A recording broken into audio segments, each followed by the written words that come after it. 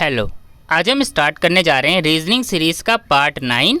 इससे पहले हम पार्ट 1 से लेके पार्ट 8 तक के कवर कर चुके हैं।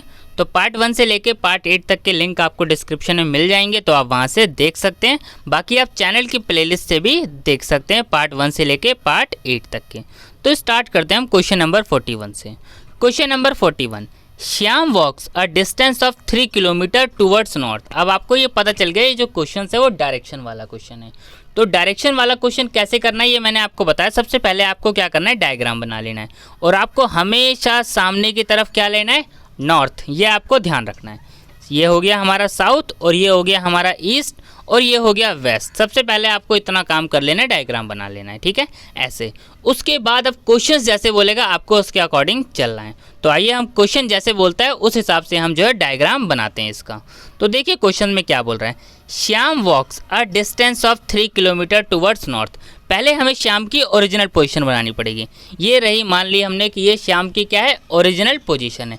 अब श्याम क्या करता है, वॉक करता है डिस्टेंस ऑफ 3 किलोमीटर।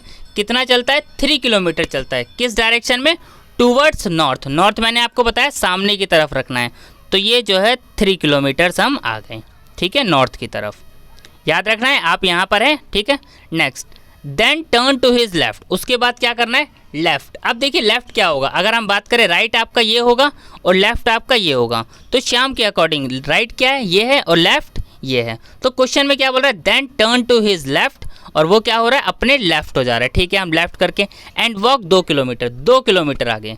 तो हमें यहाँ पे लेफ्ट ये हो गया हमारा, तो लेफ्ट करके कितना होएगा हमारा, 2 किलोमीटर। तो सबसे पहले 3 किलोमीटर, लेफ्ट 2 किलोमीटर, ठीक है, ये हमने कर लिया, ठीक है। नेक्स्ट, ही अगेन टर्न्स लेफ्ट। अब आपको देखना, देखिए श्याम इस डायरेक्शन में है। अब इस डायरेक्शन के अकॉर्डिंग आपको पता होना चाहिए कि लेफ्ट क्या है, राइट है। इस डायरेक्शन के अकॉर्डिंग आपको पता है राइट ये होगा और लेफ्ट आपका ये होगा, ठीक है। तो क्या बोल रहा है क्वेश्चन में, he again turns left and walk 3 kilometre.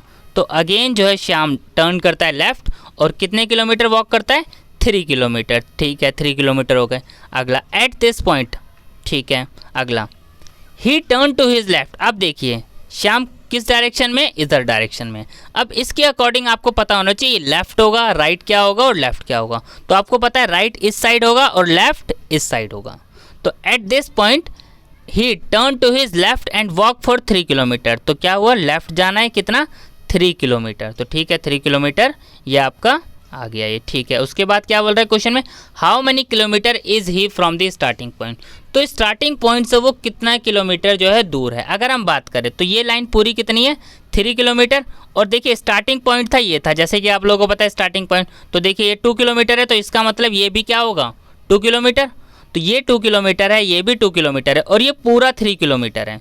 तो स्टार्टिंग पॉइंट ये, तो बचा हुआ कितना है, ये 1 किलोमीटर, यानी 2 + 1। तो क्वेश्चन ने पूछा स्टार्टिंग पॉइंट से जो है वो कितने किलोमीटर दूर है। तो ये आपको पता चल गया 1 किलोमीटर।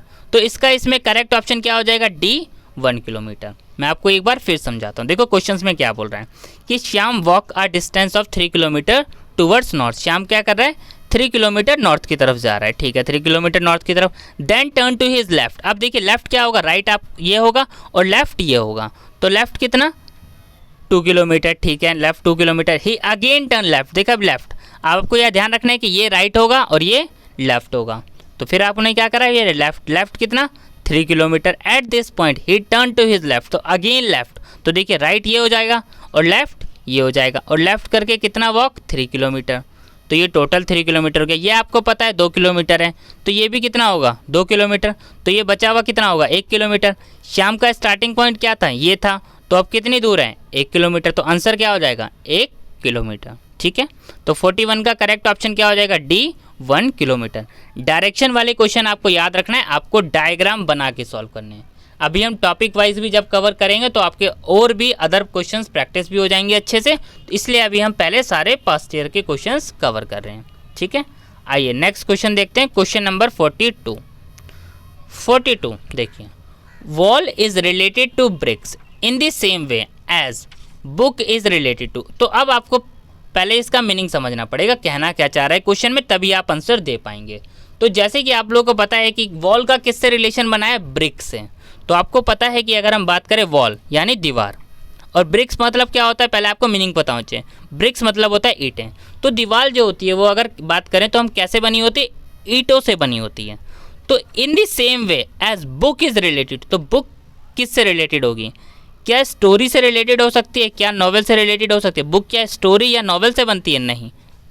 क्या बुक बाइंडिंग से बनती है, नहीं। बुक बनती है किससे, पेजेस से।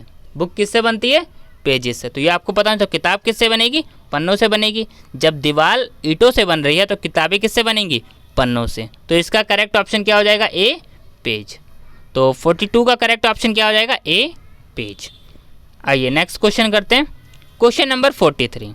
अब देखिए 43 में आपको सबसे पहले रिलेशन समझना पड़ेगा WUS और QOM।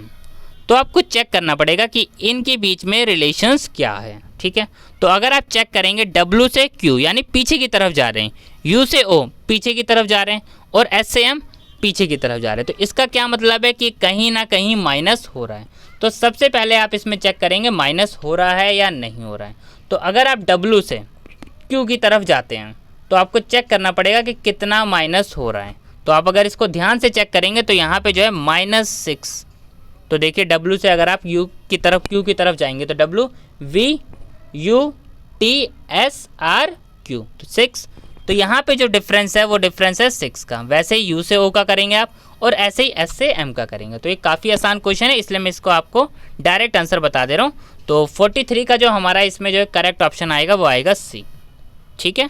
43 का करेक्ट ऑप्शन क्या आएगा, C। ऐसे ही आपको FDB दे रखा है, अब यहाँ पे आपको फिल करना है, ठीक है। फिर भी डाउट आए तो हम जो है नेक्स्ट वीडियो में जो है रीजनिंग सीरीज़ के पार्ट 10 में इसको कवर कर लेंगे, पर ये आप आसानी से कर लेंगे। मैंने आपको बता दिया -6 का डिफरेंस है, यहाँ पे आप देख सकते हैं W से Q -6, ठीक है। ऐसे ही जो है U से O -6 और S से M -6, ठीक है। तो ये आप कर लेंगे। अगर डाउट रहा, मुझे लगा कि आप लोगों की ज़्यादा डाउट आए तो इस क्वेश्चन को हम उसमें कवर कर लेंगे। आइए नेक्स्ट क्वेश्चन देखते हैं, question number 44। Which word does not belong with the other. अब देखिए काफ़ी आसान क्वेश्चन है लेकिन फिर भी इसमें मिस्टेक्स हो जाती है। तो अगर हम क्वेश्चंस को ध्यान से देखें, टायर, इंजन, स्टीयरिंग व्हील और कार। तो जब हम इस क्वेश्चंस को ध्यान में देखते हैं तो ये हमें पता चलता है, जब हम ध्यान से देखते हैं तो टायर, इंजन और स्टीयरिंग व्हील ये तीनों के तीनों क्या है, कार के पार्ट्स हैं। ये तीनों के तीनों क्या है, कार के पार्ट्स हैं। और हमें इसमें बताना है डिफरेंट कौन सा है। तो जब हमें ये पता चल गया कि ये तीनों की तीनों चीज़ें कार के पार्ट्स हैं तो डिफरेंट कौन सा हुआ, कार। इस क्वेश्चंस को भी आपको बहुत ध्यान से करना है, ठीक है। तो ये आसान था काफ़ी क्वेश्चन। आइए नेक्स्ट क्वेश्चन करते हैं, question number 45। In a certain code jungle is written as ITMFKT, how is norm written in that code. तो नॉर्म कैसे लिखेंगे, सबसे पहले हमें समझना पड़ेगा कि इस कोड को कैसे लिखा गया है, तभी हम जो है नॉर्म का कोड लिख सकते हैं। तो आइए हम चेक करते हैं कि इस कोड को कैसे लिखा गया है। JUNGLE, ठीक है। तो JI, U से T। तो अगर हम ध्यान से देखें IJ -1, TU -1, MN देखिए M से N -1, FG -1। तो आप G से F जाएंगे, देखिए -1 हो रहा है। L से K -1, E से पहले क्या आता है, D, यानी -1 हो रहा है। तो -1 हो रहा है तो आपको कैसे करना है, N से पहले क्या आता है, N से पहले क्या आता है, M, ठीक है। O से पहले क्या आता है, O से पहले क्या आता है, N, ठीक है। R से पहले क्या आता है, Q। L से पहले क्या आता है, सॉरी M से पहले क्या आता है, L, ठीक है। काफ़ी आसान था। तो MNQL। तो 45 का करेक्ट ऑप्शन इसमें क्या हो जाएगा, A, ठीक है। तो -1 करना है आपको, आपने यहाँ पे पहले लिख लेंगे नॉर्म, NORM, ठीक है। तो आपको चेक करना है N से पहले क्या आता है, N से पहले आपको पता है M आता है, O से पहले N आता है, R से पहले Q आता है और M से पहले L आता है। तो करेक्ट ऑप्शन क्या हो जाएगा, MNQL। तो 45 का A करेक्ट ऑप्शन हो जाएगा, ठीक है। आइए ये आपका होमवर्क क्वेश्चन नोट कर लीजिएगा, ठीक है। अब हम करते हैं पार्ट 8 का होमवर्क क्वेश्चंस क्या था, ठीक है। आप लोगों के लगभग सबके ही आंसर सही थे। तो देखिए पार्ट 8 का होमवर्क क्वेश्चन काफ़ी आसान क्वेश्चन था। देखिए हमें इसमें पैटर्न को समझना था, पैटर्न क्या था, तो हम मिसिंग नंबर आसानी से फाइंड आउट कर सकते थे। तो जैसे कि आप लोगों को पता चल ही गया था कि इस क्वेश्चन को अगर हम ध्यान से देखें, इसलिए मैंने आपको कहा था कि आप कम से कम स्क्वायर 20 तक तो याद कर लीजिएगा ताकि आप लोगों को कोई प्रॉब्लम ना आए। अब 121 किसका स्क्वायर होता है? 11 का। 144 किसका स्क्वायर होता है? 12 का। देखिए इसमें गैप ज़्यादा है तो आप प्लस तो कर नहीं सकते, मल्टीपल चेक कर सकते हैं, पर अगर आप ध्यान से देखेंगे आपको स्क्वायर याद होंगे तो आप डायरेक्टली इस क्वेश्चन को कर पाएंगे। तो आपने देखा 121 11 का स्क्वायर है, 144 जो है वो 12 का स्क्वायर है, 289 17 का स्क्वायर है। अब यहाँ देखिए ज़्यादा गैप आ गया। अब अगला चेक करते हैं, 324 18 का स्क्वायर है। अब आ गया 529, तो 529 है 23 का स्क्वायर। 529 किसका है? 23 का। और 576 24 का स्क्वायर है। तो आपने इसमें पैटर्न में देखा पहले 11 12, फिर उसके बाद क्या आ गया 17 सीधा। यानी अगर हम देखें सबसे पहले 1 का गैप चल रहा है, फिर उसके बाद 5 का गैप, फिर 1 का, फिर 5 का। अब क्या हो गया 23 और 24 में 1 का गैप हो गया, +1 हो गया। अब 24 में आपको 5 प्लस करना है। 24 में 5 प्लस करेंगे तो क्या आएगा 29। तो 29 का स्क्वायर क्या होता है? 841। तो इसका करेक्ट ऑप्शन क्या हो जाएगा? बी 841।